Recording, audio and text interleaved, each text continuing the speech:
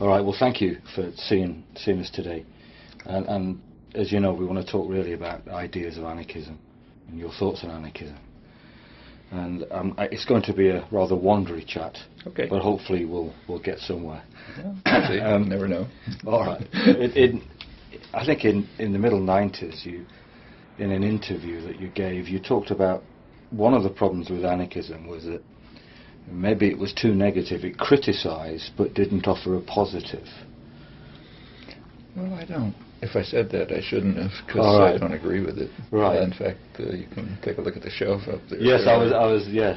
I mean, there are anarchist studies which offer proposals for society in such meticulous detail that they go beyond anything plausible in my view. Like Abad de Santillán is a famous case. Who in 1936, I guess, wrote a critique of the anarchist revolution in Spain, and he was an Argentine anarchist who was in Spain, and he it's called After the Revolution or something like that, and he laid out a very detailed program for what a largely anarcho-syndicalist vision of Spanish society, or for that matter any society, ought to be like.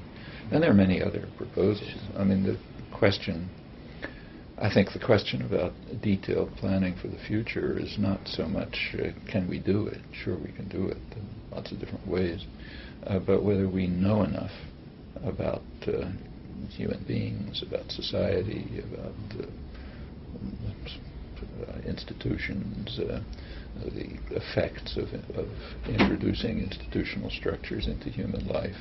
Do we know enough about that to be able to plan in any detail what a society should look like, or should it be an experimental, guided by certain general ideas about liberty and equality and authority and domination, and just let people explore different ways of working through this maze and see what comes natural to them, how much variety there should be.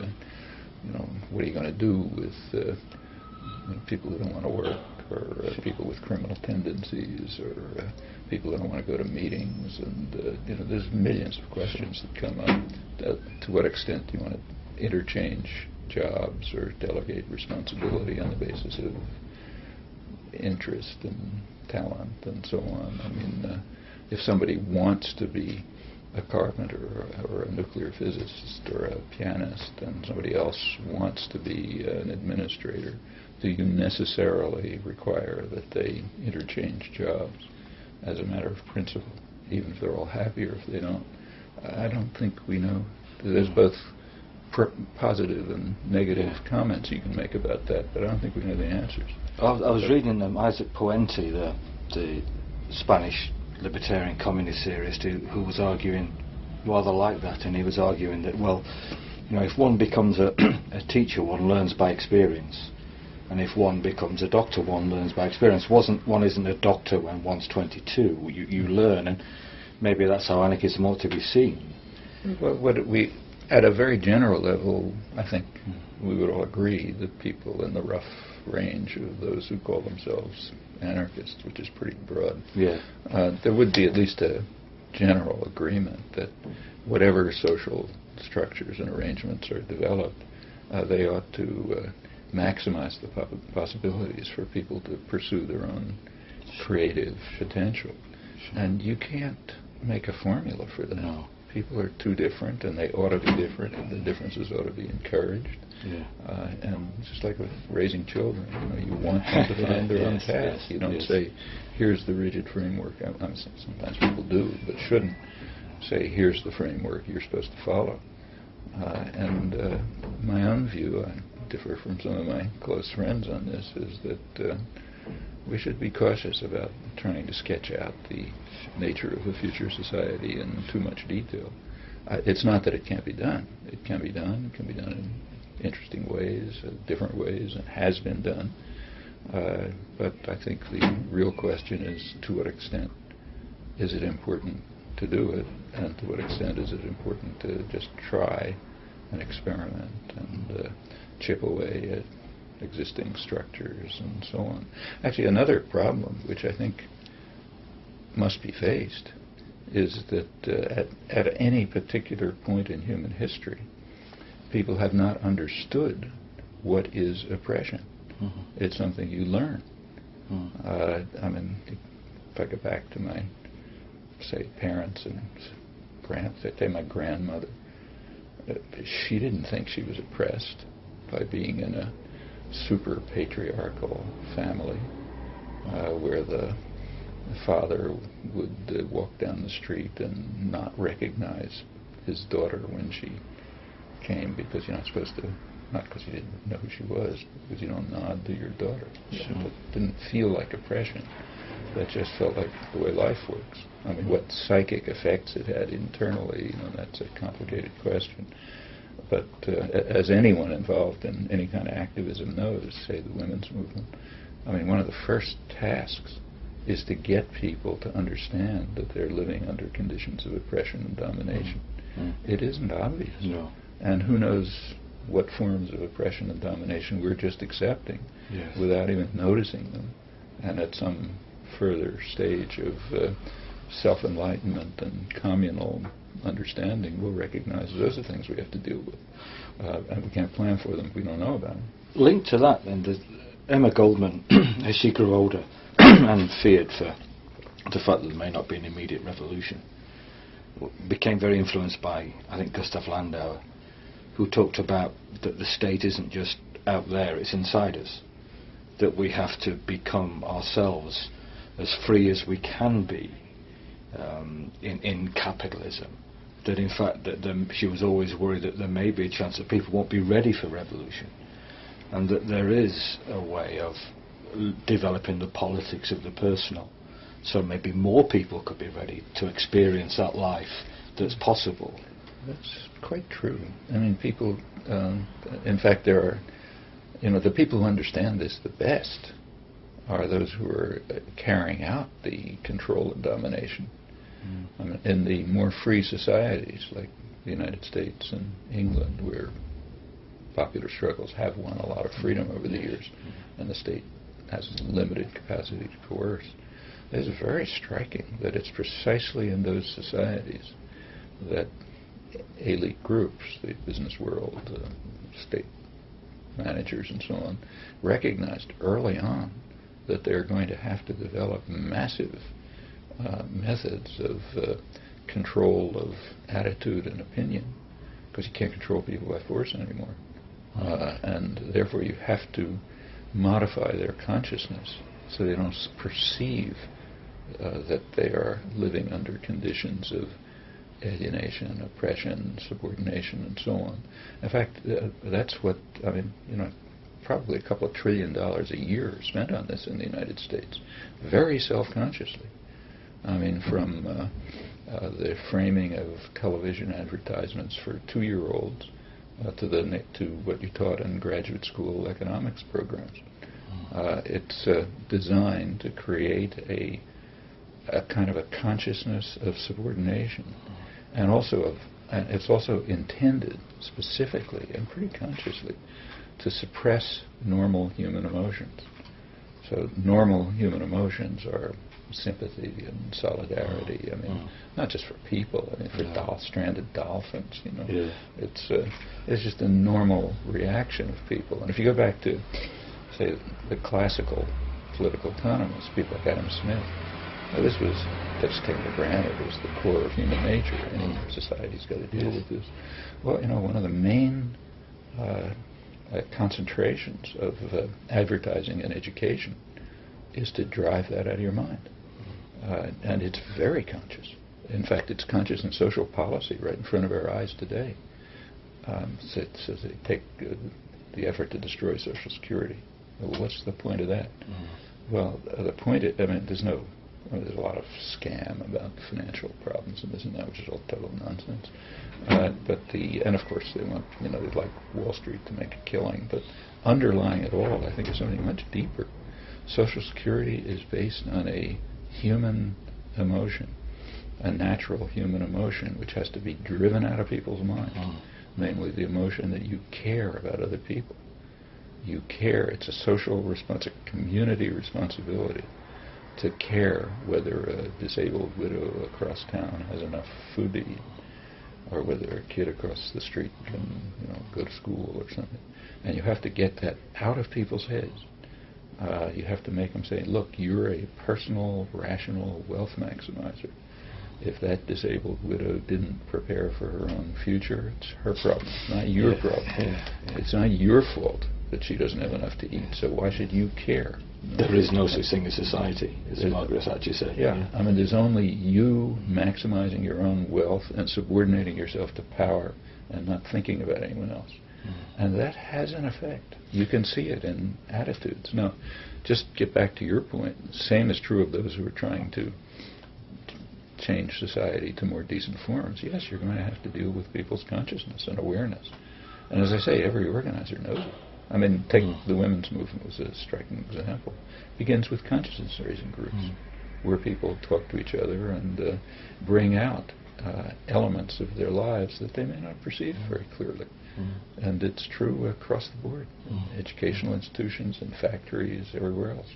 And it's very striking to see how this has worked over the years. I mean, if you go back to the early days of the Industrial Revolution, say like right around here, Lowell and Lawrence, the places where the textile mills were being created and so on, among the people who were drawn into the early factories, young women from the farms, Irish artisans from the slums and so on, there was an extremely radical consciousness.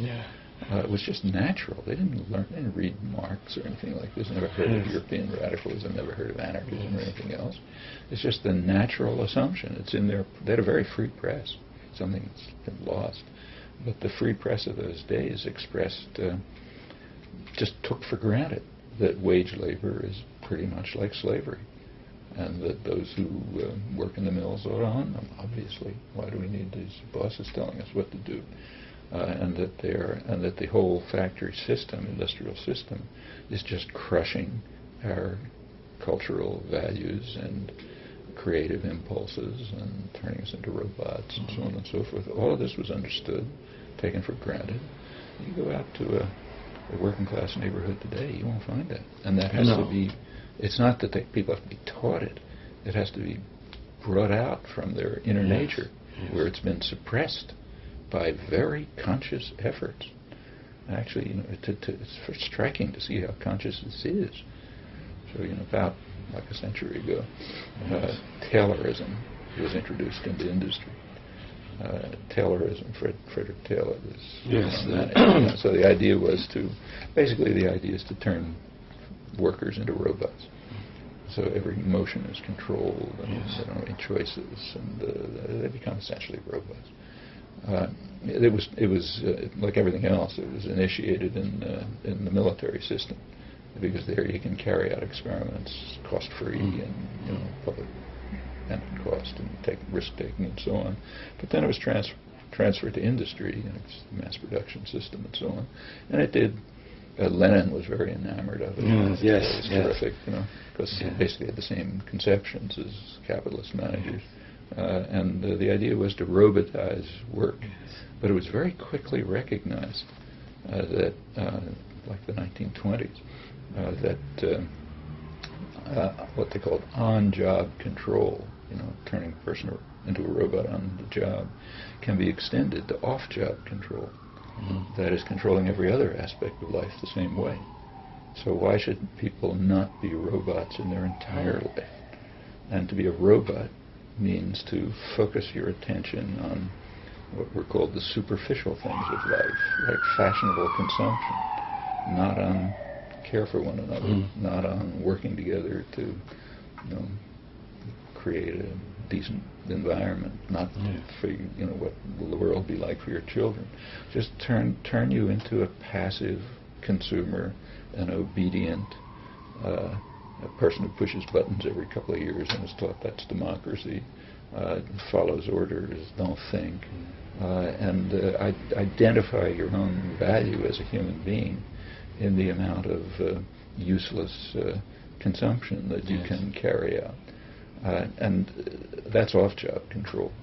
And it runs through all the institutions. And it's a huge industry. And yes, to overcome off-job control and make people realize that, your value as a human being isn't how deep you can go in debt and how many credit cards you can max out to get commodities you don't want. That's not your value as a human being. It's something else.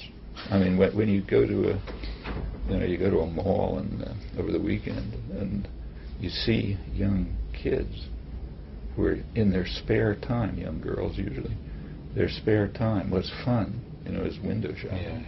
Yeah. Yes. I mean, that's, if they want to do it, you can't say don't do it. But what this tells you about how people's consciousness has been modified by off-job control is pretty frightening. Yes, yes. Linked to that as well, one of the things that I think is striking when you look at the history of anarchism is that at its most popular, it was almost an organic movement and answering community needs. The Jewish anarchists in New York in the 1890s, in Spain obviously, but Argentina, as you mentioned, France.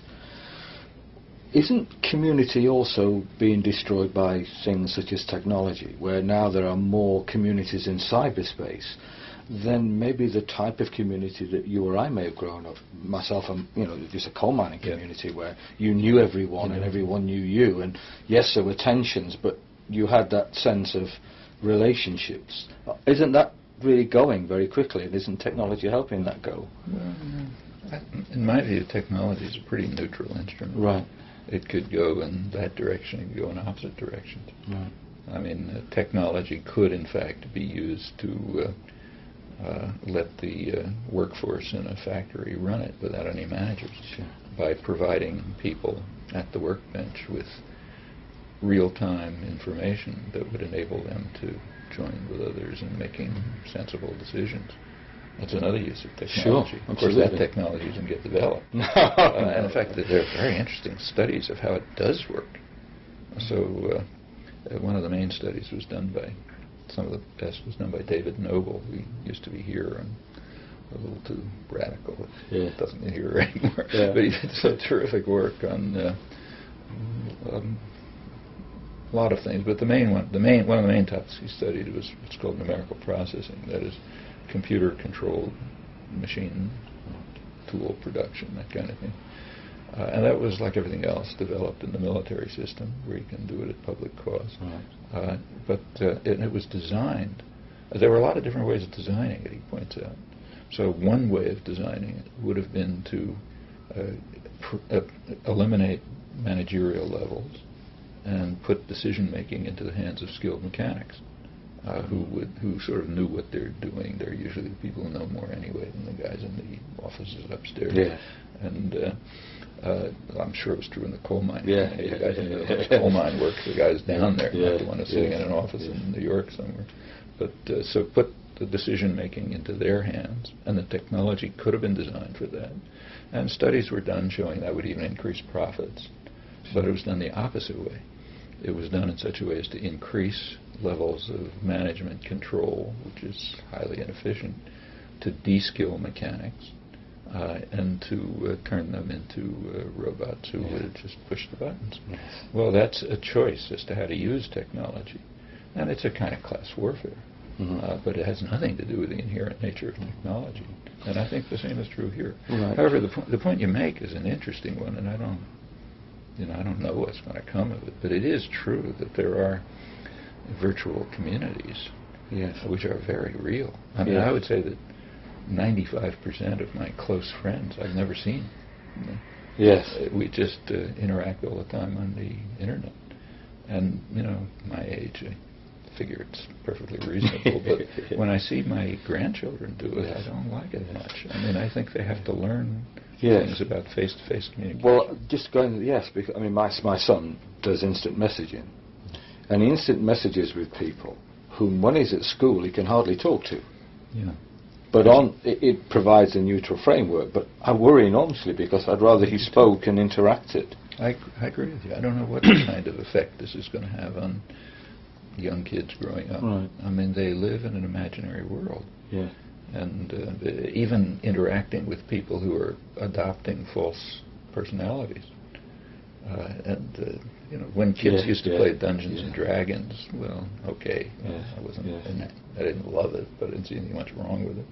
On the other hand, when a lot of your life is in an imaginary world with characters who you have created themselves, and you don't have face-to-face human interactions with, that can have psychic effects, which I don't think we understand, but could be pretty malevolent. Taking that a step forward, you know that there is a tendency, certainly in the last 10 years in anarchism, we call it primitivism, anarcho-primitivism, who suggests that capitalism is so rotten, the technology involved in capitalism is so rotten, that we just ought to just get rid of the whole thing. It's so destructive, so corroding, so horrible that it's just damaging people. Let's just get rid of it and step, back or forward, in their eyes, to a more natural, organic world at one with nature. Is that possible? I mean, I sympathize with the people who say that, but I don't think they are realizing that what they're calling for is mass genocide of billions of people.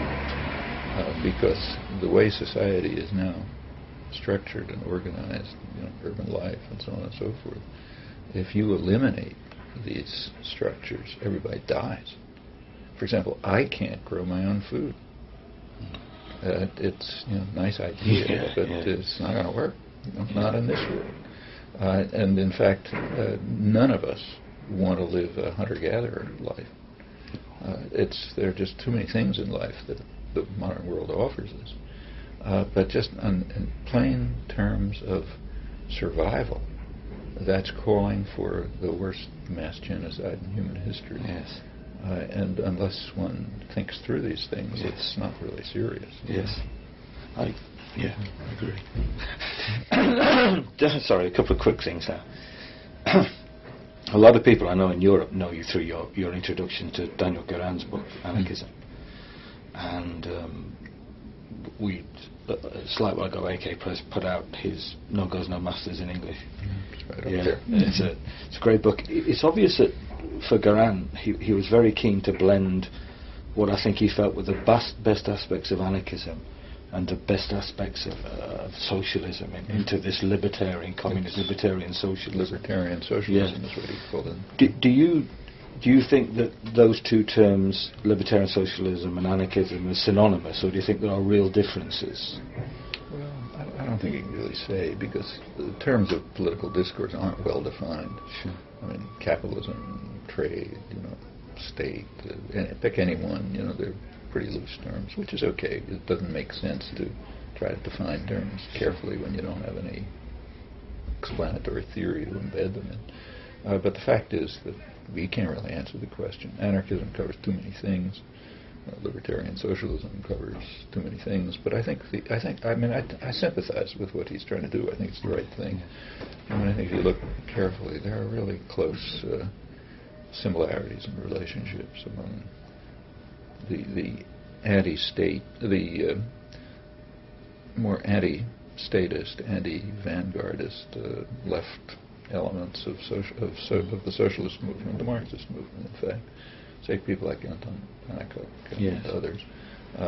There's close similarities between them and some of the wings of the anarchist movement, like the anarcho-syndicalists. In fact, it's pretty hard to make much of a distinction between, say, Pannekow's workers' councils and anarcho-syndicalist conceptions of how to organize society. There are some differences, but they're the kind of differences that ought to exist when people are working together in a comradely relationship. Sure. That's a sensible blend, in my view. And I mean, the much sharper distinction is between all of these movements and the various forms of totalitarianism, like Bolshevism or corporate capitalism and so on. Yes. I mean, there you have a real break. Yes. Totalitarian structures on the one hand, free societies on the other. In fact, I think there are similarities between, significant ones, between libertarian socialism and anarchism, this blend, and even very mainstream thinkers like John Dewey. Yes. There are striking similarities. Well, I know he was quite influenced by Stelton, the modern school, and he took a lot of those ideas and thought about the Yeah, visitors. his basic view was that unless we eliminate what he called industrial feudalism and turn it into industrial democracy, which means pretty much workers' control, then the whole formal democratic system doesn't really mean very much. I mean, and he comes straight out of the mainstream of American history as American's apple pie. A couple of quick things. I know from reading you're very much impressed, I think, it would be good, by people like Pannekoek and Gorter, that left communist strand. I take it you don't see a danger of things like workers' councils or the work of Pannekoek or Gorter lead into another form of totalitarianism. You think that breaks from that? No, I think there's plenty of danger. Right. But there's also danger that participatory economics could lead to totalitarianism. I mean, every one of us has been in movement meetings, and we all know the dynamics. If you're in whatever you're working on, putting a traffic light on the corner, or organizing resistance against the Vietnam War, whatever it may be, there's a meeting of people, and we differ in our levels of tolerance for boring activities. I mean, some people just drop off pretty fast, like me, for example. I just can't tolerate that much of it. Other people are really committed to basically controlling it. And there is a natural dynamic in which the most free, cooperative, libertarian structure can turn into an authoritarian one, just by virtue of who's going to stick around and take enough control and finally make the decisions, and everybody wants to go do something else, and so on and so forth. Those are always dangerous. The last person standing. And you'll never overcome them. We're all perfectly familiar with it from groups of friends, affinity groups working on something or other. Yes. So yes, those are always problems to deal with, and you can't. There's no magic formula for preventing that from happening. Okay, and linked to that, I guess, is what you feel about the role of class in change in anarchism. It's no doubt that certainly I think in America there is a tendency in anarchism, in new anarchist thought, to see classes belonging to the past. It really isn't the most relevant loci of change anymore. How many of those people have worked in your coal mining community, let's say, or on a factory floor, or I would say data processors in industry? I mean, if those are your jobs, you don't have any problem with class. You know who gives the bosses and who gives the orders and who takes them, and you know why. You understand the capital concentration that lies behind the choice of those who give the orders and those who take the orders. Now, those are class differences. Often some other domain you can say, I don't see them, but enter into the real life of people who live and work in society, and I don't think they have much problem discerning class differences and their significance. There's a huge difference between giving orders and taking. Yeah. Yes.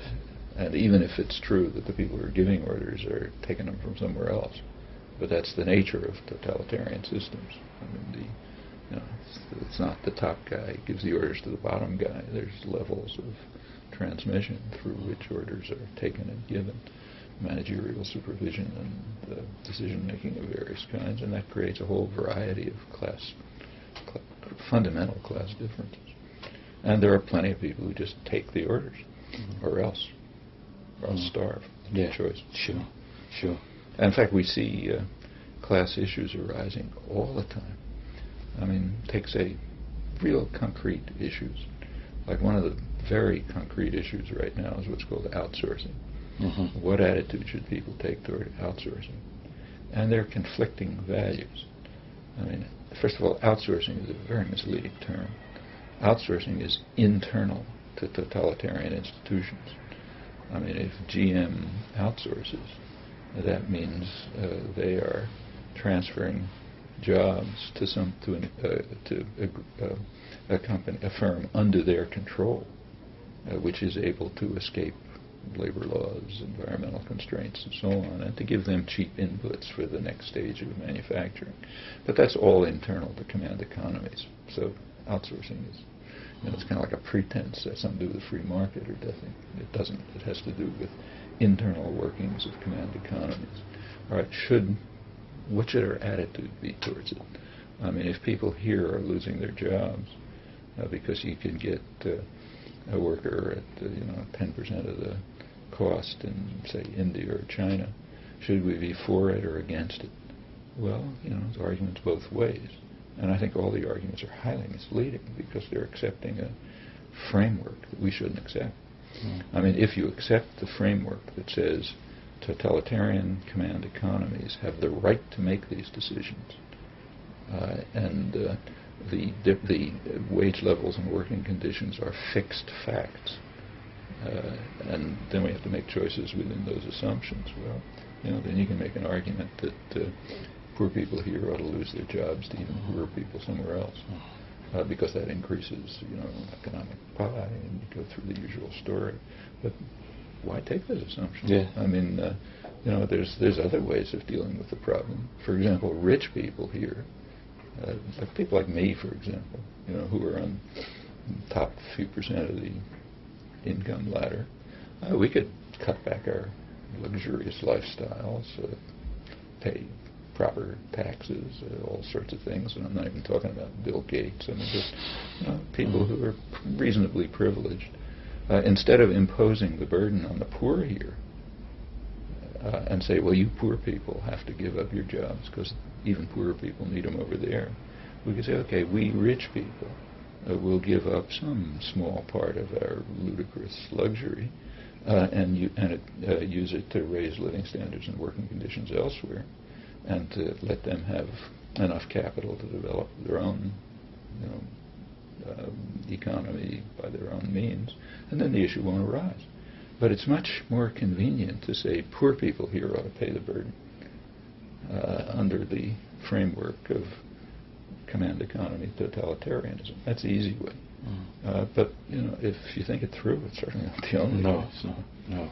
And almost every social issue you think about, real one, live one, the ones you write on the table, Sure. Has these properties. Right. We don't have to accept and shouldn't accept the framework of domination of thought and attitude that allows only certain choices to be made. And those choices almost invariably come down to how to put the burden on the poor. Yes. That's class warfare. Yes. You don't want to call it class, don't use the word, but it's class warfare, even by real nice people like us who think that it's good to help poor workers in China. But within a framework of class warfare which preserves our own privilege and transfers the cost to the poor here. And these are Critical. Again, matters of raising consciousness among very decent people, our friends. Here's a more grim question, I guess. Voltaire de Cleyre, in the 1900s, in an essay, talks about the hope she has of a peaceful change into a better world, and talks about then the masters who are creating such a system that they're going to reap a horrible whirlwind. Now, are we still in a situation where a peaceful transition to a freer, better world is possible for us?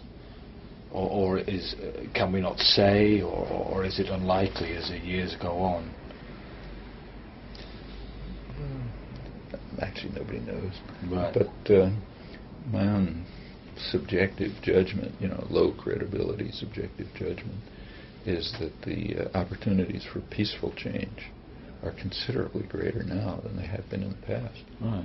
And the reason for that is that the repressive apparatus of state and corporate power has been reduced.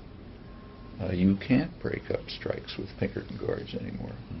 They won't get away with it. You can't send out the police to smash up working class self-run towns like Homestead, Pennsylvania, and the National Guard. You can't get away with that anymore. Well, that makes a difference. I mean, enough victories have been won Yes. so that repression has reduced. I mean, just take a look at this simple question of how many workers get killed in labor action. Yeah. Well, it used to be very high. Oh, yes. And it went up to the late 1930s. Yes. I can remember it as a kid, workers getting killed in labor actions by security guards, Pinkerton's, police, and the rest of it. That has stopped. Yes. Maybe occasionally it'll happen, but it's a substantial change. Certainly, when we look at the Emma Goldman papers, we look at the New York Times, or we get students to look at the daily papers of the 1890s. I think every week there's an unnamed worker just being killed. I saw it as a kid. Yeah. In childhood memories of watching police wade into groups of women strikers outside a textile plant and just beating the shit out of them. Right. Well, I don't think you get away with that now. No. All right, and that generalizes. Just like it'd be much harder now for the U.S. to institute a military coup in, say, Brazil than it was 40 years ago. Much harder. In fact, probably impossible, because there have been just enough changes so that people won't accept it anymore. And the structures of power have dissolved. Right. By now, in fact, a lot of the structures of power are very fragile. A lot of them have shifted from direct coercion to indoctrination and thought and attitude control. Well, that's bad enough. It's bad enough to have your kids bombarded with horrendous television. But it's a lot different than having them beaten over the head by yes. Okay? Yes. And having torture chambers around and so on. So those changes mean that there are many more options for peaceful change. But it does make it more complex to fight back. Yeah, it makes it very complex because you have to fight out of... At least if there's a Pinkerton guard, you know who your enemy is. You know who your enemy is. And when it's your friendly executive in the soulful corporation who's really on the same side that you are and so on and so forth, then it's harder. But it doesn't mean it's impossible. No. Just a couple of days ago, I happened to be giving I hope I'm not giving personal things away, but I happen to give a talk, which I do every year, to a terrific group of mostly young labor activists in a group at Harvard, which is run by a fantastic person, Elaine Bernard, who's a real dynamic, live wire, labor activist, feminist, terrific. This program for the bringing the young labor leaders into Harvard was begun, I guess, around 1940 as part of the corporate academic reaction to this perceived threat, real threat, of significant radical labor action that might just revolutionize the country. After all, a sit-down strike is like one thought away from taking over the plant. And it was really close. And it was understood.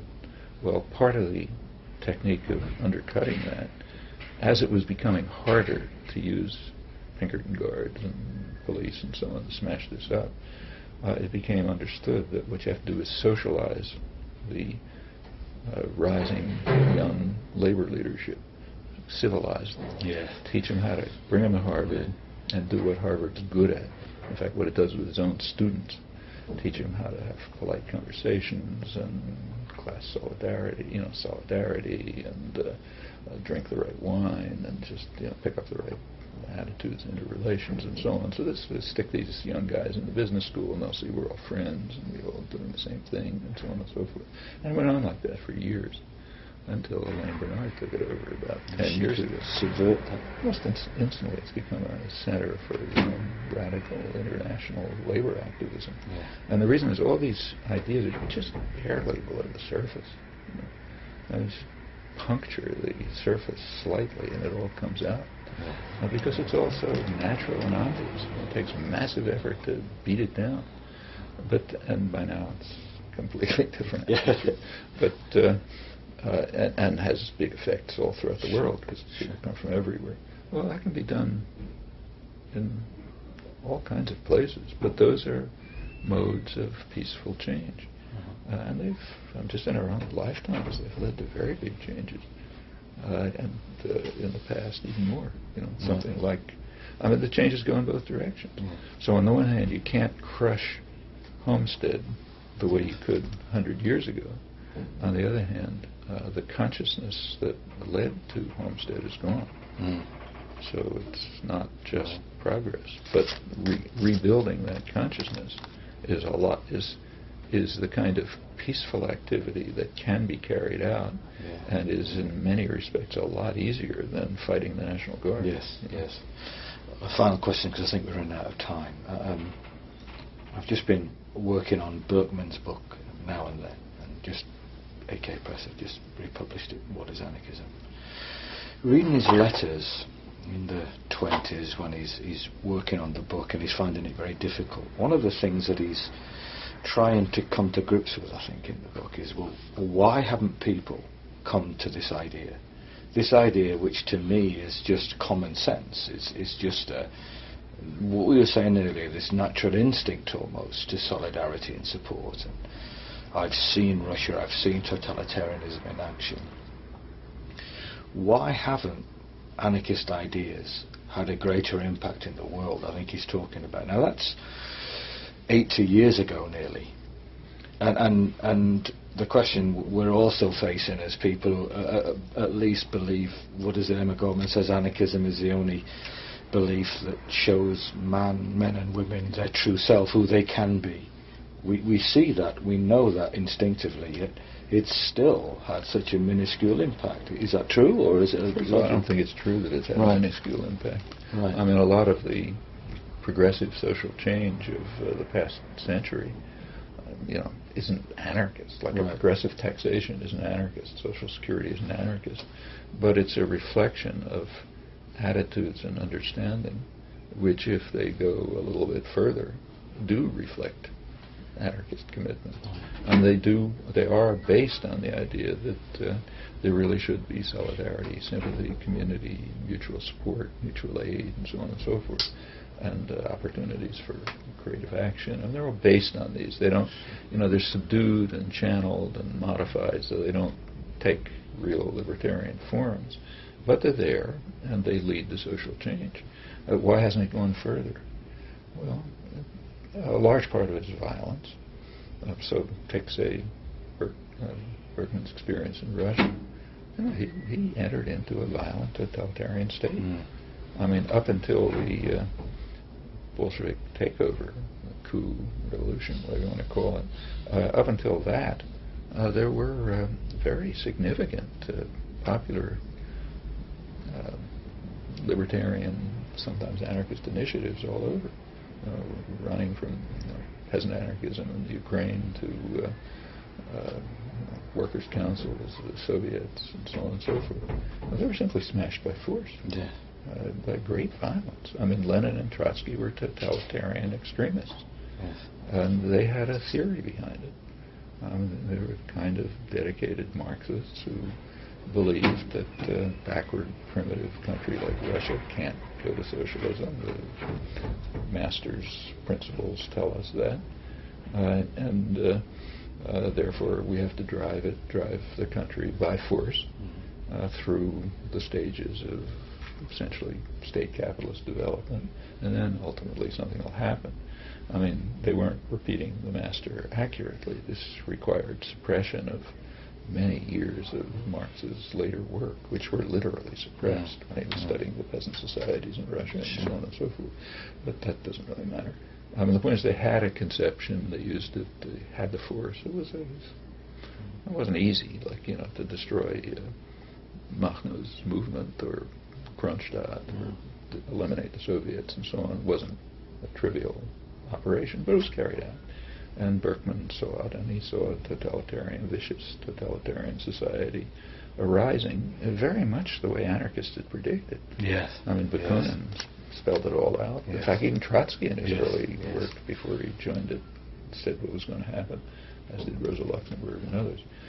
But it happened. So, and that's their variant. Our variant was different. Berkman was writing right after Wilson's Red Scare, which made the Patriot Act look like a Tea Party with a violent repression run by the progressives, Woodrow Wilson and others, and not just affecting anarchists, not just Emma Goldman, who was kicked out, but even people pretty much in the mainstream, yes. like Eugene Debs, leading labor figure. Yeah. Wilson was completely vindictive. Tossed him into jail because he raised some questions about the nobility of Wilson's war and refused even to grant him an amnesty when everyone else was granted an amnesty. This was real vindictive.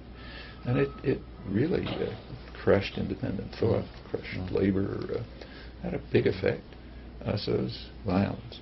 Alongside the violence, there is the rise of massive propaganda. That's the rise of the public relations industry to try to control attitudes and beliefs.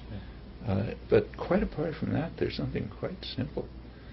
There are disciplinary effects to the way life is organized. Take, say, students today. Students today have are more, in some ways, in a lot of ways they're freer than they were 60 years ago, their attitudes and commitments and so on. On the other hand, they're more disciplined. Yes. They're disciplined by debt. Yes. Part of the reason for arranging education so you come out with a heavy debt is so you're disciplined. Or let's take the last 20 years, the neoliberal years roughly, what's called globalization, but neoliberalism.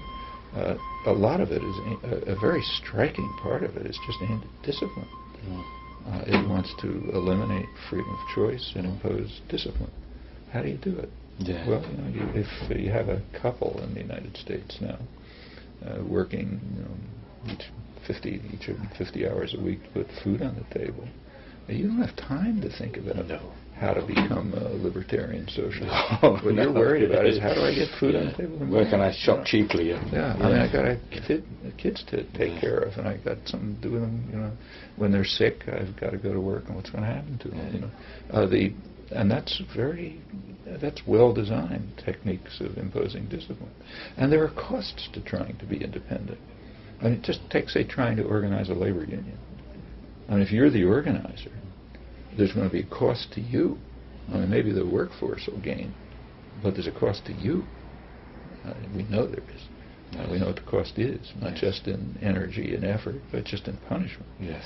And people who are living in fragile circumstances they make a reasonable calculation. They say, why should I take the cost? I've got to get by. So there are many reasons why normal instincts and attitudes don't come out. But over time they often do. That's why we have social change for the better. Okay. Hey, thank you for your time. It's really kind. Okay. It's really kind of you. Great to meet you as well. Thank you for your thoughts. Okay.